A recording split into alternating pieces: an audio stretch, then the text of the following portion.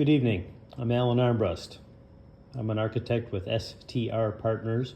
We're the relatively new architects to the school district. We've been charged to dig in and study your buildings, and today I want to give you a in-progress view of the condition assessment, the facility assessment we're conducting at all the schools in the district.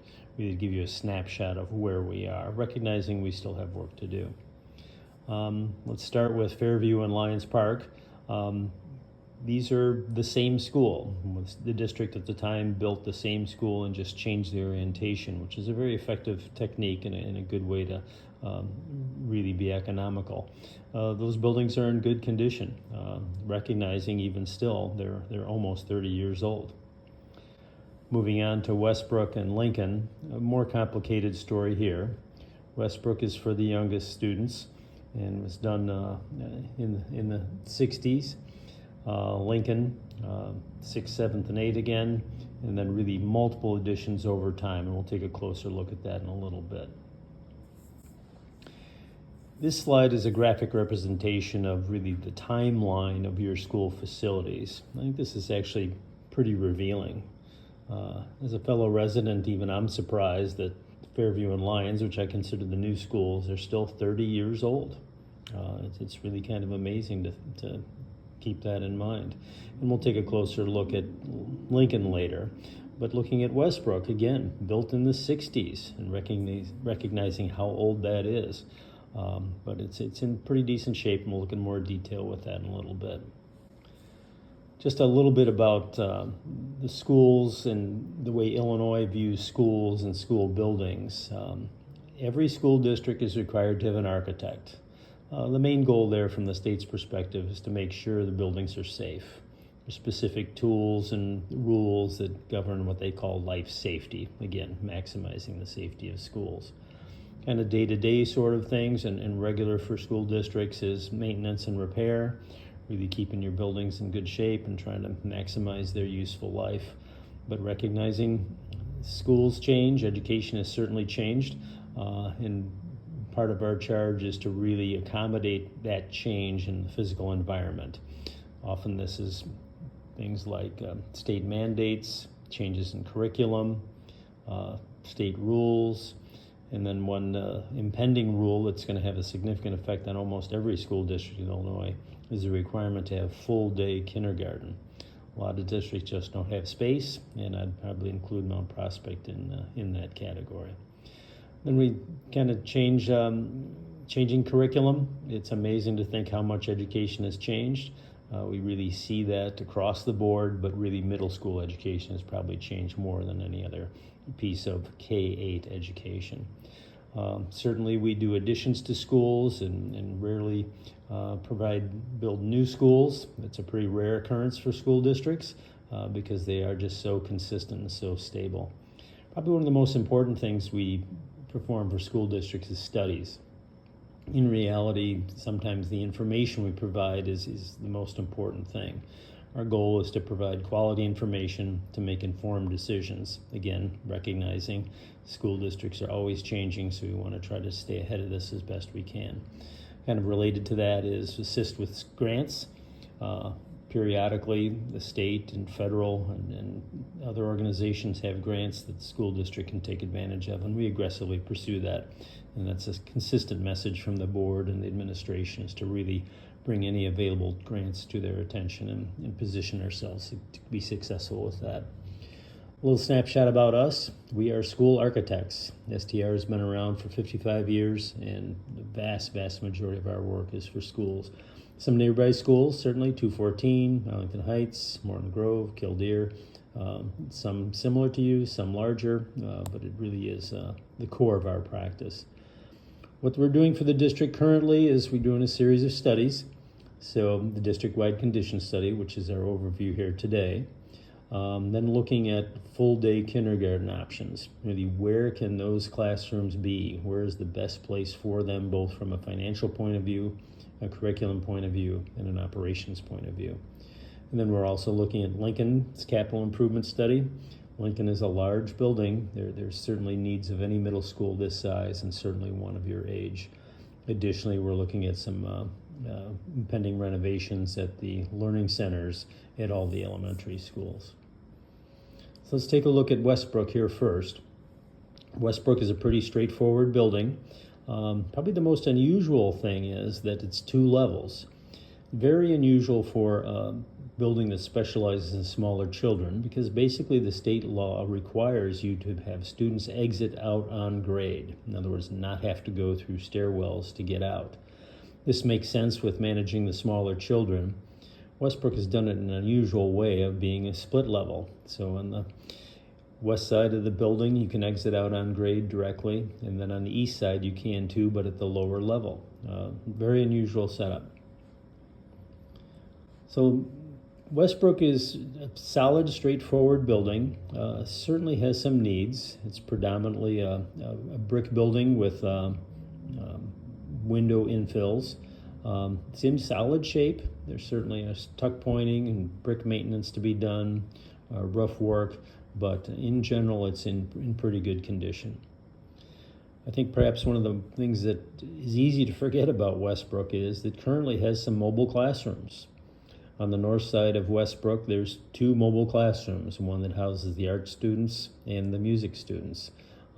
Any project moving forward, I'd certainly want to see if we can move beyond the mobiles and go to a more formal, more permanent structure. As I mentioned before, Westbrook has straightforward, really good, solid classrooms. They're good size for the age level, and they're in predominantly good shape. There's some condition issues around the sinks and things like that, but nothing really significant inside. I think the one thing that we find with schools, and particularly at this grade level, is the significant storage needs. The younger students have a lot of stuff. A lot of storage, book storage, consumable storage like art projects, things like that, but it's really quite amazing how much they really have. We'll take a look at that a little bit closer in a minute. As I mentioned, it's a 2-story building, so there's stairwells here. Again, they can all exit directly outside, but given that, it's very unusual it does not have an elevator. And this seems to be a real issue in the school and really effectively using the building to its full extent. So that's something that we'd really like to consider. As I mentioned, storage is a big consideration for the smaller students. Here's an example of one of the storage rooms that's pretty well maxed out. A lot of shared book materials, supplies, certainly play for the younger students. That's probably one of the biggest needs here at Westbrook. As you can imagine, any building done in the 60s really didn't foresee computers and the significant electrical needs that districts have now. This is where the computer server is now, down in the maintenance area, and really not the ideal location for it, but nobody could have foreseen that. Kind of parallel to that is the need for power. These buildings just don't have a lot of power receptacles in the classrooms and wouldn't have anticipated these needs. So that's something that's really on there to their attention. Okay, let's take a closer look at Lincoln. We'll start back with our bar chart that we started the presentation with. And again, recognizing the original part of Lincoln was designed in the Truman administration in 1950. There's certainly been additions we'll look at in a little bit, just recognizing essentially parts of the building are 75 years old. And really, what does that mean in terms of aligning with current educational practices? Let's go to the next slide. Here we're looking at a floor plan that just kind of breaks the building up by ages of the way the building was originally constructed. So A is the oldest part. The original building is off on the right-hand side. Again, 1950. Addition to the left followed soon after that. And then the B wing, which is kind of the link that came along later, about 10 years later on. And then C is the new addition, new in this case being 1970. So let's keep that in mind as we kind of go through this. Next image is taken by our aerial drone inspecting the roofs. And the current roof here at Lincoln was built in 1996. So again, very unusual building roof could last this long and is really due for replacement. there's some significant issues with that needs to be done. It's interesting to think of the timeline of Lincoln and recognizing how that relates to building codes.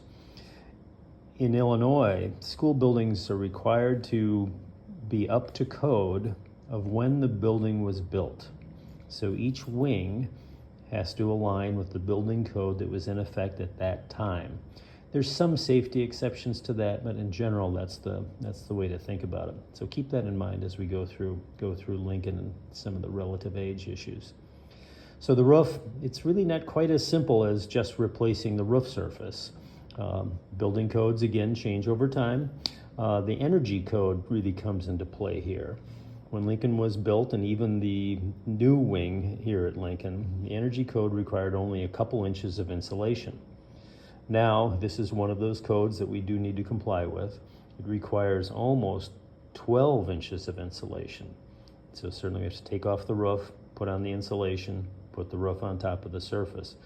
The issue for that is that around the perimeter of the building, that means the roof is actually going to literally stick up over the edge of the building.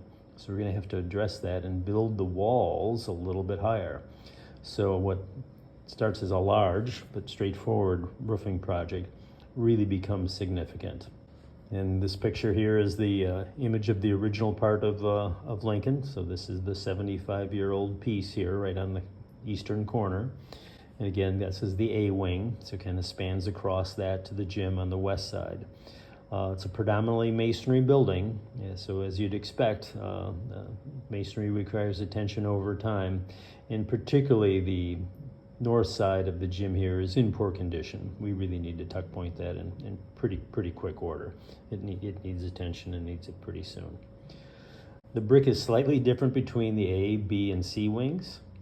Here in the link, I call it, or the B wing, the brick is slightly different and it weathers a little bit differently. Again, much more glass here than in the 1950s original building. So here again, there's some condition issues that apply to the brick. Needs to be tuck pointed, all the corners, edges. The windows are in good shape, and I'd make that statement about the whole campus. Oftentimes that's a problem, but many of the windows have been replaced over time, and substantially, I would expect over the next 10 years, there would be limited amount of work that have to be done to these windows. Moving on to the C wing, so the northernmost wing, and definitely a period of time building here. In the 70s, it had limited windows, and that's reflected here. However, that does have some advantages in terms of wear, and the basic building here is in solid shape. The exterior is really in quite good shape.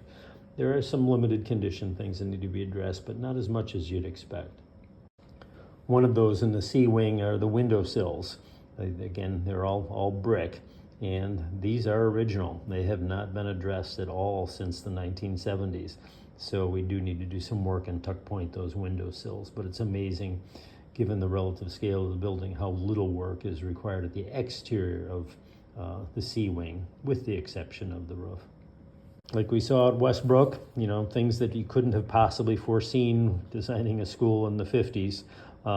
Lincoln's accommodation of data, computer servers is really a challenge. This was a small office that had been converted into a server room now, and is certainly not an ideal circumstance. They're able to make do with it, but again, who could have foreseen that?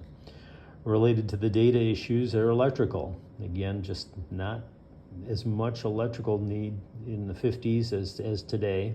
And curiously, a lot of the electrical panels in Lincoln are in the hallways.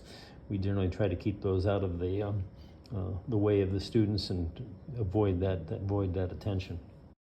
Moving on to some kind of interior condition issues. As I mentioned, the building codes apply to when it was built. One of those exceptions is ADA, or handicapped accessibility. And those rules came into play in the mid-70s, so just after the C wing, the newest wing, was done. So there's been a lot of accommodation in the existing bathrooms to try to make them as ADA friendly as possible. So moving toilet partitions, sinks, and that's taken its toll on some of the conditions of the washrooms, and again, just the general age. Here are some floor tile issues within the B wing, And again, it's just not meant to last for forever. So this needs some attention. One of the things I like working with school districts is you always find things that you've never seen before. And here's my finding at Lincoln. This is the ceilings in the C wing of Lincoln. So typical lay-in ceiling, nothing particularly unusual about it, with the exception of the metal, which is typically aluminum, in this case was steel. And over time it started to rust. I've never seen this before. There really isn't a great way to eliminate this with the exception of replacing the ceiling.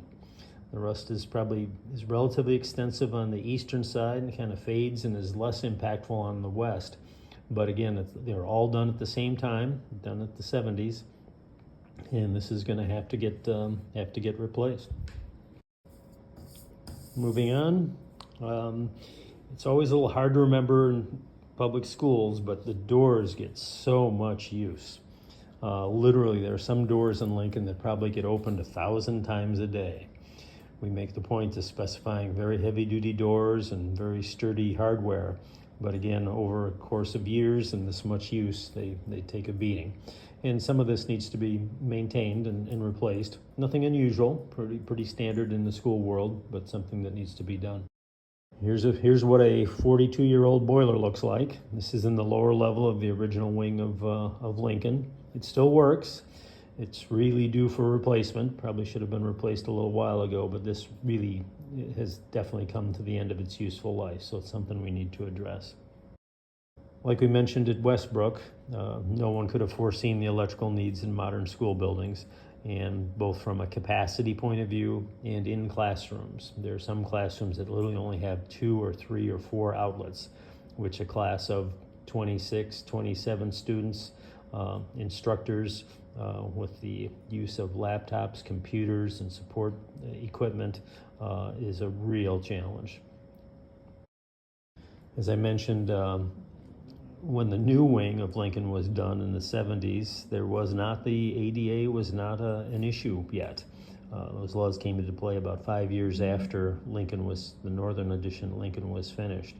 And there's definitely some issues with that. There's a small level change between the B wing and the C wing, the little ramp here in the upper left-hand corner. In the Learning Center, there's kind of the, if you remember the 70s version of the conversation pit, there's a stepped or tiered levels in the Learning Center. And then the right-hand side is kind of one of the bigger challenges to Lincoln in general. This is the stairway within the B wing. So let's take a look at that in plan. And if we take a look at here we have that image again with the A, B, and C wings. So the blue dot, that shows you where this stairway is. Recognizing there's 15 classrooms in the C wing. So when students in C have to go to lunch, they have to go through the B wing to get to the cafeterias at the bottom left-hand corner and the lower level of the A wing. No one ever would have expected that many students to circulate through a very modest stairway.